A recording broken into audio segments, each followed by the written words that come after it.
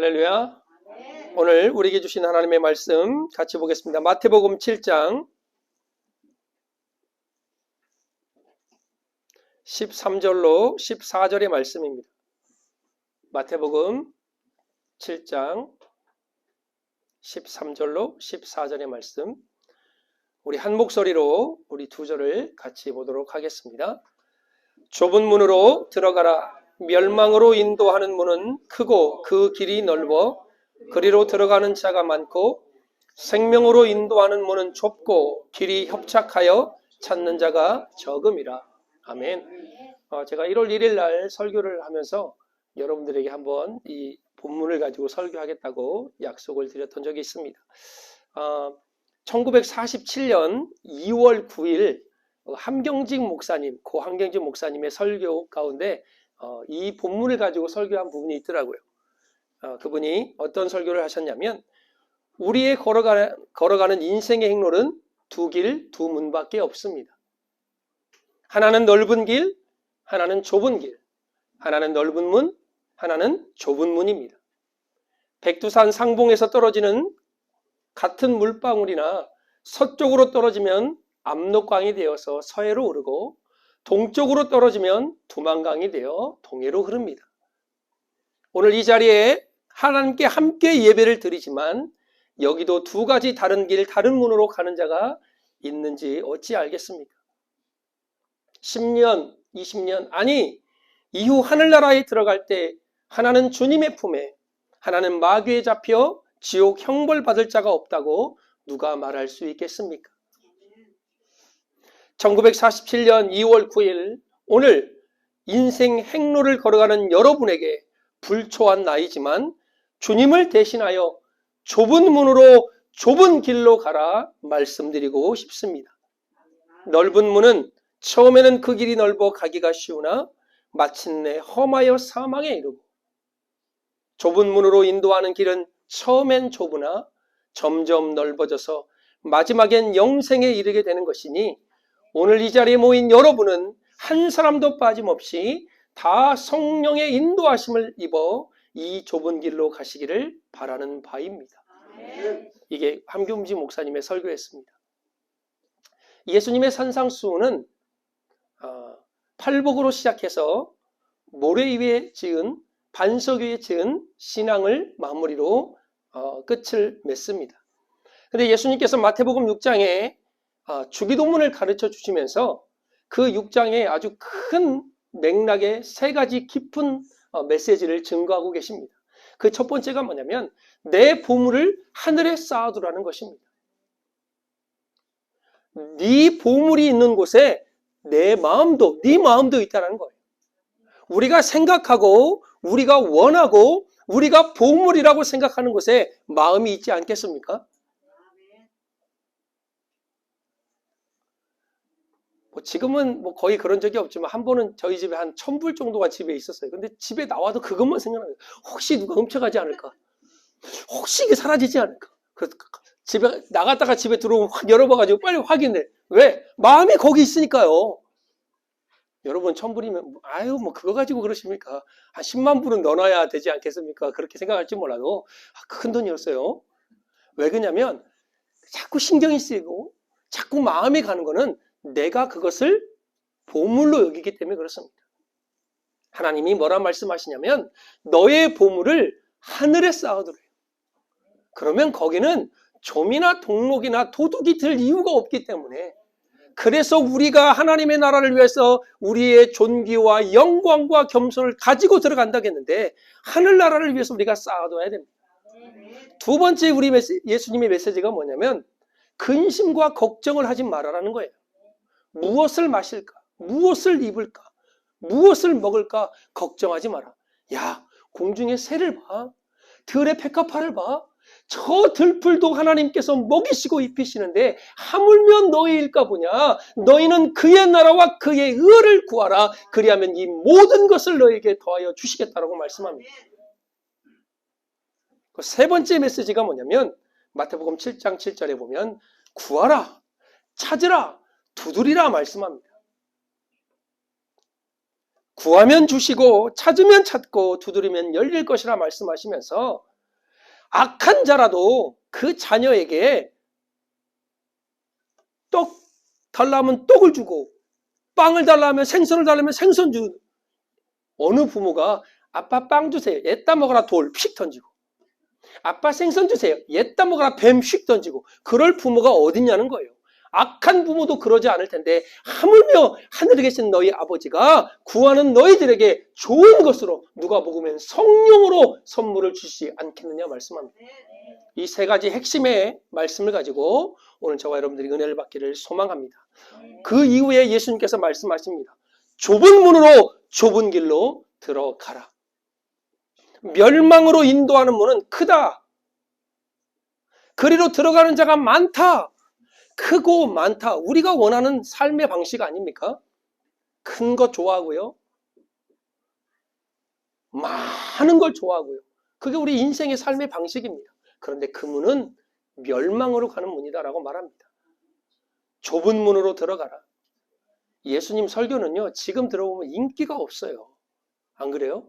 화려하고 넓은 거를 좋아하고 많은 걸 좋아하는 이 시대에 좁은 길로 가라. 협착한 길로 가라. 좁은 문으로 들어가라. 왜요 좀. 화려하고 싶고 나는 잘 되고 싶고 많은 걸 갖고 원하는데 왜 하나님은, 예수님은 좁은 문 좁은 길로 들어가라 하십니까? 지금 들으면요, 인기 하나도 없는 말씀입니다. 예수 믿으면 직장에 붙어요. 예수 믿으면 좋은 집에 살 수 있어요. 예수 믿으면 아프지 않아요. 예수 믿으면 잘 돼요. 지금 우리가 흔히 말하는 기복주의 설교가 이미 판을 치고 있습니다. 여러분, 예수 믿으면 잘 돼요. 그런데 문제가 뭐냐면 예수 믿으면 아프지도 않아야 돼. 예수 믿으면 사업이 실패도 안 돼. 왜 예수 믿는 사업이 실패해요? 잘못 믿은 거예요. 이게 지금 잘못되어 흘러가고 있는 기복주의 신앙이라는 겁니다. 여러분, 예수 믿어도요, 시험 떨어져요. 공부 안 하면 떨어지지. 그 전에 제가 한번 예화 들었잖아요. 시험 공부 더럽게 안 하는 신학생 하나가 그냥 시험 보는 날 주님이 하실 줄 믿습니다. 하나님은 다 아십니다. 하고 딱 냈대요. 신학교 교수가 F를 줬어요. 왜 F 준 줄 아세요? 하나님은 A인데 너는 F라는 거예요. 그 답은 맞아. 하나님은 하십니다. 하나님은 다 아십니다. 하나님은 A, 너는 F. 시험 안 보면 떨어져요. 아니 공부 안 하면 떨어져요. 예수 믿어도요, 어려움이 있고 문제 있고 아픔이 있어요. 그런데 우리는 무조건 다 잘 된다는 거야. 예수님의 설교는요, 좁은 문 좁은 길, 참 인기 없는 말입니다. 왜 이런 얘기를 하셨을까? 예수님은 우리의 관점이 달라지기를 원하시는 거예요. 파멸과 생명의 관점입니다. 치명적이고 멸망으로 인도하는 문은 넓어서 많아서 사람들에게 끌리게 되어 있습니다. 뭔가 있어 보이는 문 아닙니까? 화려하고 수많은 사람들이 그 길로 가고 많은 사람들이 그 길로 가고 넓은 길이기 때문에, 편안한 길이기 때문에 그 길을 택한다 말씀합니다. 그리고 많은 이들이 그 길에, 그 문에 몰리기 때문에 이렇게 많은 사람들이 찾고 있는데 맞는 길 아니겠어? 이렇게 많은 사람들이 가는데 설마 무슨 일이 일어나겠어? 그래서 많은 사람들이요, 넓고 화려한 문으로 갑니다. 그러나 하나님의 말씀은 정반대의 경고의 메시지를 던지고 있습니다. 잠언에 보면 어떤 길은 사람이 보기에 바르나 필경 사망의 길이다. 잠언 14장과 16절의 두 번의 말씀을 통해서 강력하게 경고하고 있습니다. 파멸의 길, 생명의 길, 그건 우리의 선택에 달려 있습니다. 파멸과 생명, 그거는 예배 대상의 문제입니다. 누구를 섬기고 내 마음의 보물이 어디에 있느냐의 문제입니다.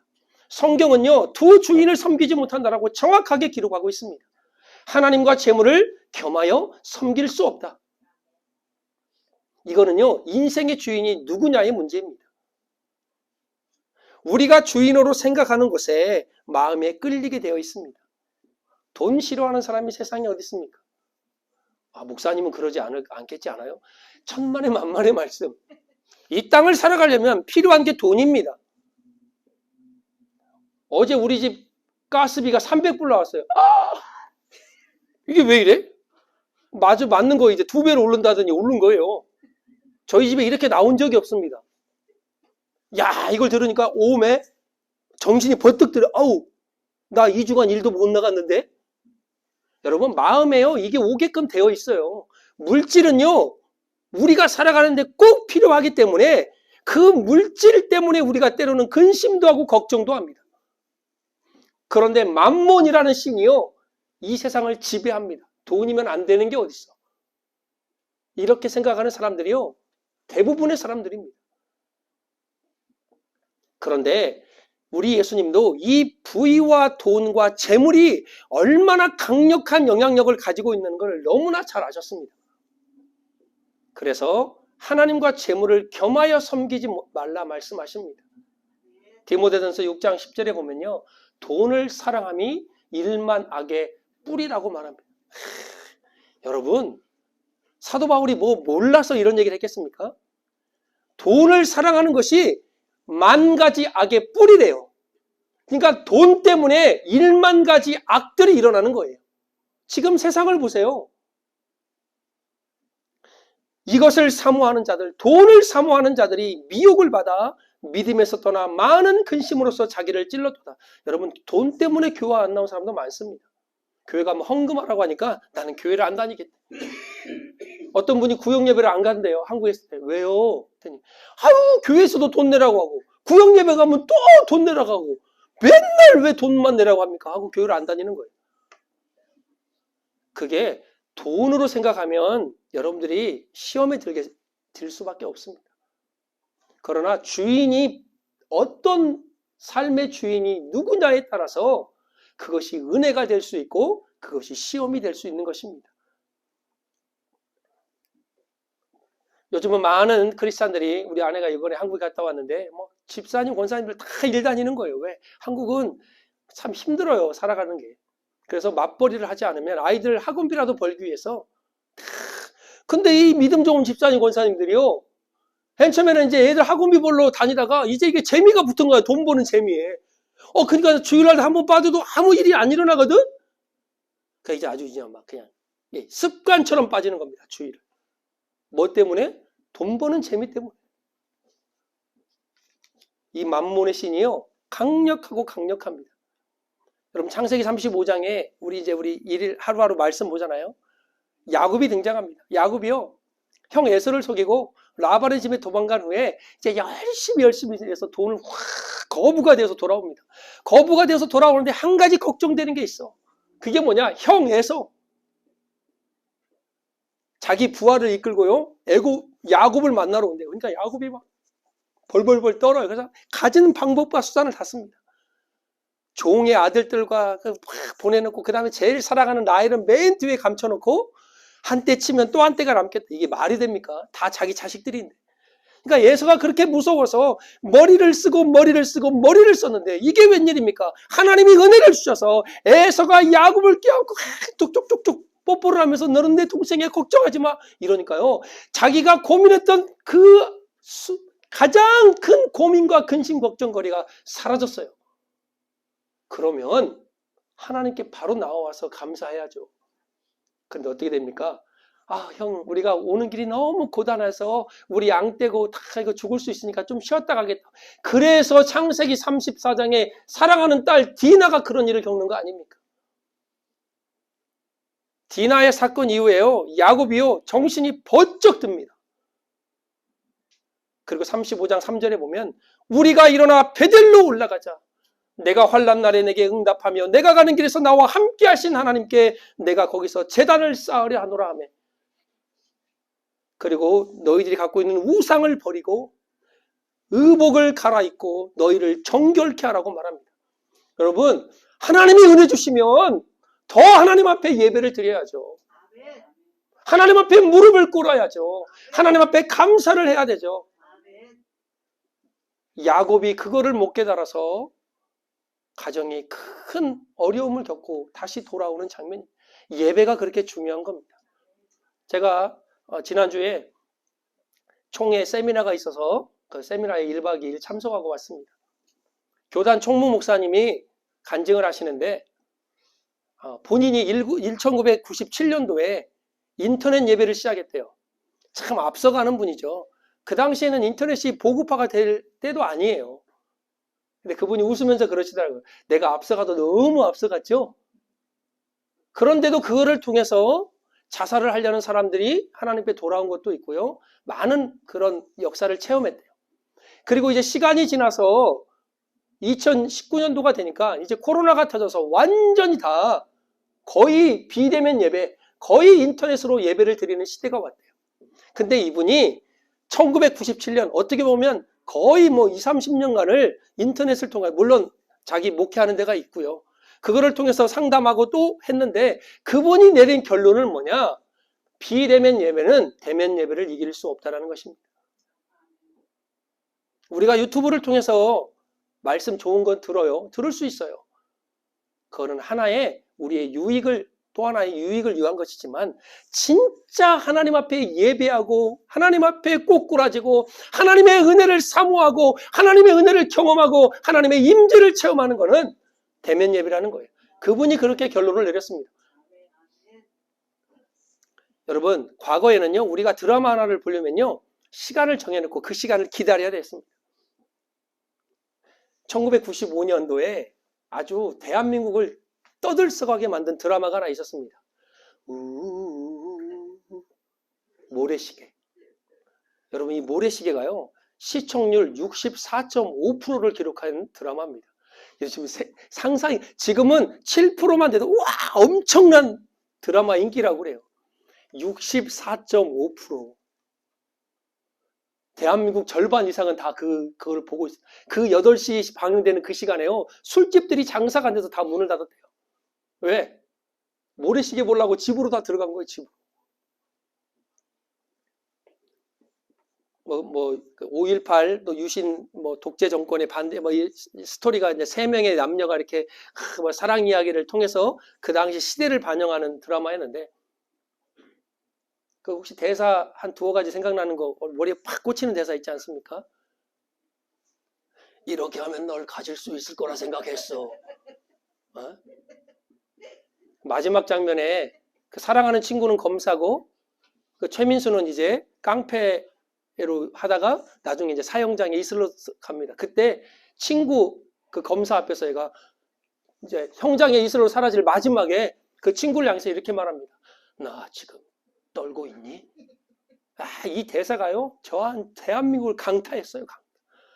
이렇게 하면 널 가질 수 있을 거라 생각했어. 그런데요, 그 당시만 해도 그 드라마를 보려면 8시에 집 앞에 있어야 돼요. TV 앞에 기다려야 됩니다. 비유가 맞을런가 모르겠지만 그것을 대면 예배라고 하면 지금은요, 내가 원하는 시간, 내가 원하는 장소, 내가 원하는 목사님, 내 입맛대로 가려가면서 들을 수 있어요. 여러분, 하나님의 임재의 시간을 우리가 기다려야 되는 거지 내 시간에 맞춰서 임재하세요라고 아닙니다. 우리는 지금 그런 시대를 살아가고 있습니다. 나 지금 11시? 11시 한 반에 들이지 뭐. 딱 의자 앉아가지고 TV 딱 조금 듣다가 아이고 마음에 안 들어, 다른 틱. 그러면 막 쟁쟁한 목사님들, 쟁쟁한지 교회가 커서 돈을 헌금을 후원비를 많이 내서 나오는지는 모르겠지만 하여튼 간에 그냥 쟁쟁한 목사님 나와서 설교를 해요. 반 웃겼다가 반 자빠지게 했다가 성경은 거의 안 하고 마지막에 한 번 읽고 말은 그런 설교를 듣다가 끝납니다. 물론 훌륭하신 목사님도 많아요. 그러나 핵심은 뭐냐? 내가 원하는 시간에 내가 원하는 장소에서 하나님의 임재를 끌어당기는 겁니다. 그게 하나님의 임재가 임하겠습니까? 이번 교회에 한 장로님이 계셨는데 그 장로님이요, 위암에 걸려서 위를 절반도 아니고 전체 다 드러냈대요. 위를. 그래서 이 식도하고 장하고 그냥 바로 연결한 거예요. 그러니 음식을 물 같은 음식밖에 못 먹는 거예요. 그러니까 위가 흡수하는 게 아니라 장이 흡수하게 만드는 거죠. 그래서 예배를 드리다가 예배 후에 친교 시간에 뭘 조금만 잠깐 먹어도 911을 불려서 실려가는 거예요. 근데 이 장로님이요. 그러면 그 당시에 뭐 인터넷 예배가 많이 보급화됐으니까 목사님 제가 이거 늘 나인원은 실려가는 것도 그렇고 집에서 먹는 음식을 물같이 해서 먹어야 되니까 집에 있겠습니다라고 해도 누가 뭐라고 하겠습니까? 그런데요. 이 예배를 생명처럼 여기고 그 시간에 예배 드리는 장소에 와서 예배 드리고 또 잘못 먹으면 또 실려가고 그럴 일 14년이 흘렀는데요. 이 장로님이 여직도 쌩쌩하답니다. 그래서 목사님이 쌩쌩하다는 말이 좀 그렇지만 어떤 일이 벌어졌냐면 하나님께서 위 식도하고 장하고 이렇게 연결한 그 사이에서 위가 생겼대요. 이거는요. 여러분은 뭐 그럴 수 이거는 제가 아무리 생각을 해봐도 어떻게 없애버린 장기 위가 식도하고 장하고 연결시켜놓은 그 사이에서 위가 생겨서요. 지금은 더 건강해졌대요. 제가 그걸 들으면서 하나님 맞습니다. 주일날 어디 가지 말라는 소리가 아니에요. 또 목사님도 주일날 빠지지 말고 그냥 철떡같이 여기 앉아있으라는 소리고 이게 아니야. 우리가요 주일날 어디 가서 예배 드릴 수 있어요. 그 교회 가서 헌금하고 섬기면 되는 거예요. 그러나 본인이 섬기는 그 본교회에 예배를 빠지지 않으려는 그 마음, 그리고 예배를 사모하는 마음, 예배를 드리는 그 자신의 마음가짐 때문에 하나님이 은혜를 주시는 것이지 너무 편하게 예배 드립니다. 너무 편하게 예수 믿고 있습니다. 좁은 길, 좁은 문? 아니요.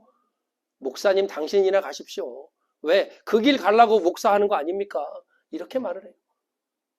에이, 계급장 떼어놓고 한번 얘기해 볼까요? 막 이럴 수도 있지만 여러분과 저는요.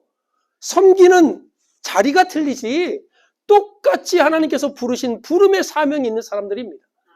그 길은요. 좁은 문과 좁은 길의 사명이에요. 낮아짐의 사명입니다. 섬기는 사명입니다. 너무 이 땅에 없어질 것에 목매이지 마세요. 또 하나의 관점은 뭐냐? 다수와 적음입니다. 파멸과 생명, 다수와 적음, 다수와 소수, 많음과 적음의 관점을 우리에게 깨우쳐 주시려고 말씀합니다. 여러분, 우리가 가는 길은요, 다양하죠. 여기 교회에 오는 길도 얼마나 다양합니까? 어떤 이는 뭐 40분 타고 85분 타고 오는 사람도 있고, 저 540 타고 오는 분도 있고, 어떤 분 저 밑에서 올라오시는 분도 있고, 다 가지각색이에요. 그러나 예수 믿고 하늘나라 가는 길은요, 한 길밖에 없어요. 천국에 가는 길은요. 그 길이 많다고 해서 남을 배려하고 창의적인 생각이라고 말씀드리고 싶습니까? 아닙니다. 하나님이 보시기에는요, 두 길밖에 없습니다.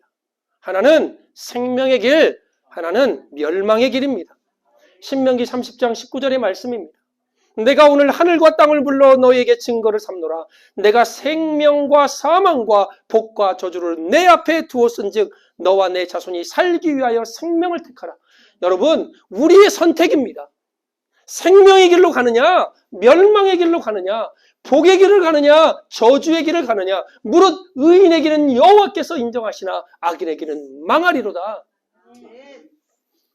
좁은 문과 좁은 길을 통과하기 위해서는요, 이 세상의 것들과 삶의 방식을 내려놔야 됩니다. 이 길은 우리 마음대로 살아도 되는 길이 아니기 때문입니다. 왜 이 치명적이고 멸망으로 인도하는 넓은 문에 끌린다고 말씀드렸습니까? 착각이라고 그랬습니다. 좋아 보여요. 와, 대단해 보여요. 우와, 너무 엄청나게 크게 보여요. 그러나 그 길은 멸망의 길이라는 걸 안다면 우리는 그 길을 가지 않겠죠. 근데 많은 사람들이, 세상 사람들은 이렇게 살아가요. 늘 얘기하잖아요. 예수님이요, 불신자 앉혀놓고 얘기한 게 아니라 그 당시에 율법을 아는 유태인들을 두고 말씀하신 거예요. 지금으로 말하면 교인들을 향하여 말씀하고 계신 겁니다. 좁은 길로 가라. 좁은 문으로 가라. 생명의 길로 가라. 참 제가 이 예화를 보면서 좀 많이 웃었는데, 코로나 시대에 이제 축구고 뭐고 다 관중이 없이 우리가 경기를 하지 않습니까? 그래서 스코틀랜드에 하는 프로축구팀에서 어쨌든 관중도 없고 카메라맨 뭐 쓰고 뭐 이렇게 쓰면 돈 들어가니까 AI 인공지능 로봇 카메라를 설치를 했어요. 그래서 이제 대대적으로 홍보를 했습니다. 그래서 로봇가 공이 따라가는 곳을 이제 입력을 시켜놓고 공이 가는 곳만 이게 비추는 거예요. 그러니까 뭐 앉아서 TV 봐도 아무런 문제가 없죠. 그런데 무슨 문제가 생겼냐면 이 AI가 착각을 해버린 거예요. 무슨 착각을 했냐? 아니 자꾸 심판 머리만 비추는 거야. 그 심판 머리가 대머리예요, 대머리. 그러니까 공하고 심판 머리, 대머리하고 비슷하니 이 AI 인공지능 카메라가 공을 따라다니면서 비춰야 되는데 심판이 이 부심 있잖아요. 업사이드 깃발 들고 파울 깃발 드는 여기 이 가해를 막 왔다 갔다 하는 이 공이 가면 이 부심도 막 따라가야 되거든요. 그래서 업사이드 했는지 아니면 반칙을 했는지 들어야 되는데 이 AI 인공지능 카메라가 공을 안 잡고 이 대머리 심판만 왔다 갔다 하는 것만 계속 잡는 거예요. 그러니까 집안에서 TV 보는 사람이 어떻겠습니까? 90분 동안 거의 100분 동안 심판 대머리만 보고 끝난 거예요. 그래서 사과 방송을 계속 중계하는 사람들이 죄송합니다. 인공지능 AI가 심판 머리를 잡고 죄송합니다. 죄송하다는 말만 하다 끝난 거예요. 이게 착각입니다. 아무리 똑똑한 인공지능 AI에도 이렇게 착각하는데 가끔요 믿음 좋다라고 말하는 사람들이요 착각하며 살아갈 때가 많아요. 제가 저번 주도 얘기했잖아요. 믿음은 좋은데 인격이 안 좋다? 에이, 그거는 말이 안 되는 소리예요. 인격이 안 좋으면요 믿음도 안 좋은 거예요. 믿음이 좋은데 성령의 은혜를 받고 하나님의 은혜의 감동을 입은 자가 믿음이 좋은 사람이 인격이 안 좋아질 수가 없어요. 안 좋던 인격도 바꿔지게 되는 거죠. 그런데 우리의 신앙을요 우리가 착각하면 안 됩니다. 나는 괜찮겠지? 나는 하나님 나라에 갈 수 있겠지? 내 믿음 하나님 보시기에 잘했다 칭찬해 주겠지? 걱정돼요. 여기 있는 나부터 걱정이 돼. 제가 좋아하는 목사님, 미국 목사님이 폴 워셔 목사님이라는 분이 있습니다. 이분 설교 한번 들어보시고 뭐 이제 자막도 많이 나오니까 또 이분의 책도 읽어보면요. 복음, 피, 구원, 십자가만 얘기합니다. 근데 이분의 책에 보면 좁으면 좁은 길이라는 책이 있습니다. 거기 보면 이런 글이 있어요. 당신은 하나님의 약속을 믿고 당신의 삶이 변해가는 과정을 통해 구원의 확신을 얻을 수 있습니다. 당신의 삶이 하나님의 진리로 걸어가느냐를 통해 알 수 있습니다. 당신이 정말 거듭났다는 최고의 증거 중 하나는 바로 하나님께서 당신의 육신이 걷기 원하는 길을 걷지 못하게 한다는 거예요. 그리고 다음과 같은 질문을 막 쏟아냅니다. 누가 참된 그리스도인인지 어떻게 알 수 있습니까? 바로 그들의 열매를 보고 알 수 있습니다. 자신의 삶을 돌아보십시오. 당신의 가슴을 불타게 하는 것이 무엇인지 보십시오. 그곳에 예수님이 계십니까? 아니면 예수님은 그저 당신의 액세서리일 뿐입니까? 죄를 사랑하며 달콤하게 여기지 않습니까? 그저 수요일과 일요일에 만나는 분이 아닙니까? 만일 그렇다면 당신은 하나님을 모르는 것입니다. 제가 2023년 첫 해 설교부터 반석교에 지은 신앙, 모래 위에 지은 신앙을 말씀드렸습니다. 하나님은요, 예수님은요, 우리 내면으로부터 흘러나오는 순종을 원하신다 말씀드렸습니다. 주여 주여 하는 자마다 다 천국에 들어갈 자가 아니라고 말씀합니다. 그리고 아버지께서 우리의 예수님께서 나는 너희를 도무지 알지 못한다라고 말씀하셨습니다. 참 두렵고 떨리는 말씀 아닙니까? 하나님 저 목회 지금 목사 안수 받고 수십 년 제가 전도사부터 시작해서 목회를 했는데 주님이 나도 몰라.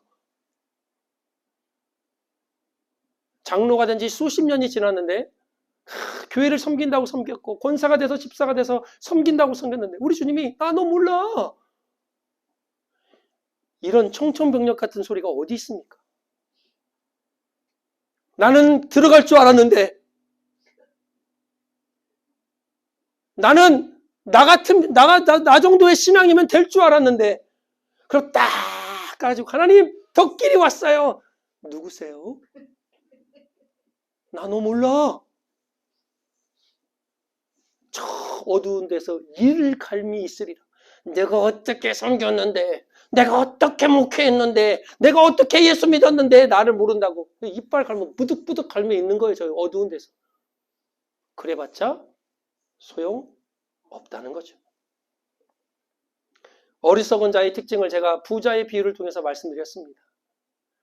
하나님을 생각하지 않고 마지막 결산 있는 걸 생각하지 않고 보이지 않는 진짜 세계를 생각하지 않는 사람, 그 사람은요 우리 주님 앞에 설 때 나 너 몰라? 라는 소리를 듣게 될 것입니다. 하나님의 나라와 의를 구하는 사람은요 지금도 소수밖에 없어요. 원하지 않지만 근심과 걱정은 우리가 죽음을 맞고 묘지에 안치될 때까지 우리의 삶에 끊임없이 있습니다. 때로는 건강에, 때로는 물질에, 때로는 자녀에, 때로는 이웃의 관계 때문에 여러 가지 수많은 근심과 걱정이 우리를 짓누를 때 우리 주님 뭐라고 합니까? 그의 나라와 그의 의를 구하라는 것입니다. 하나님의 나라가 임하고 하나님의 의가 드러나는 곳에 내 삶의 중심이 그곳에 있을 때 우리의 근심, 걱정은 없는 것이 아니라 하나님의 은혜로 덮어서 그것을 뛰어넘을 수 있는 은혜를 우리에게 주신다라는 말씀입니다. 사도행전에 나온 수많은 사람들이 뭡니까? 그들이 하는 말을 듣고 그들이 행하는 행동을 보고 예수님을 따랐다라고 말씀하지 않습니까? 지난주에 제가 뭐라 말씀드렸습니까? 바나바의 그 모습을 지켜보십시오. 바나바는 착한 사람이요 성령과 믿음에 충만한 사람이라 이에 큰 무리가 죽게 더하여 주더라. 열매를 보고 안다지 않습니까? 우리의 열매를 보고 우리가 누군지를 나타내는 것입니다. 여러분, 높임을 받을 줄 몰라서 우리가 안 높아지는 게 아니잖아요. 섬김을 받을 줄 몰라서 우리가 그 섬김을 받고 막 이야 하는 그런 게 아니잖아요. 얼마든지 높임 받을 수 있고 섬김 받을 수 있지만 그것을 내려놓고 낮은 자리로 섬기기 위하여 낮아지는 게 바로 크리스찬의 모습 아니겠습니까? 좁은 길, 좁은 문으로 가려면 이런 낮아짐과 겸손이 있어야 될 뿐만 아니라 오늘 세 번째로 제가 말씀드렸던 것처럼 기도해야 됩니다. 구하라 그리하면 너에게 주실 것이요 찾으라 그리하면 찾아낼 것이요 문을 두드리라 그리하면 너에게 열릴 것이라 말씀합니다. 300 기도원 용사 그냥 한 게 아닙니다. 여러분 그 편충무 장로님이 전화 왔더라고요. 이거 읽다가 은혜 받았대요. 물론 읽으면요 빨리 읽으면 10분 20분이면 다 읽지만 그걸 통해서 목사님 1시간 동안 못 읽겠는데요. 아무리 늦게 읽어도 아니 그러면 20분씩 나눠서 3번 읽으면 되지 뭘 굳이 그걸 1시간에 다 맞춰서 읽으려고 그래요. 읽고 난 뒤에 여러분이 또 기도할 제목 있으면 기도하고 아니면 교회 놓고 기도하다가 다 읽었지만 또 마음에 하나님이 불을 주시면 눈을 감고 교회를 위해서 또 기도하다가 그러면 1시간이 지나가고 30분이 지나갔으면 또 한 번 하면 되는 거죠. 여러분 좁은 길로 갈 수 있는 힘을 우리가 어디서 공급받습니까? 기도함에 있습니다. 하나님께 진정으로 예배를 드리는 이들이 적어지고 있고요. 예수님을 삶으로 증거하는 이들이 점점점 적어지고 있습니다. 그러면 적어도 우리만큼이라도 하나님 앞에 진정한 예배를 드리게 하여 주옵소서. 하나님 우리만큼이라도 우리의 삶을 통해서 예수님이 증거되게 하여 주옵소서. 하나님 우리만큼이라도 기도와 말씀으로 깨어있는 지혜로운 자들 되게 하여 주옵소서. 멸망으로 인도하는 큰 문으로 들어가는 어리석은 자가 아니라 좁지만 협착하지만 생명으로 인도하는 그 길을 찾는 그 길로 들어가는 저와 여러분이 되어지기를 예수 그리스도의 이름으로 축복합니다. 기도하겠습니다.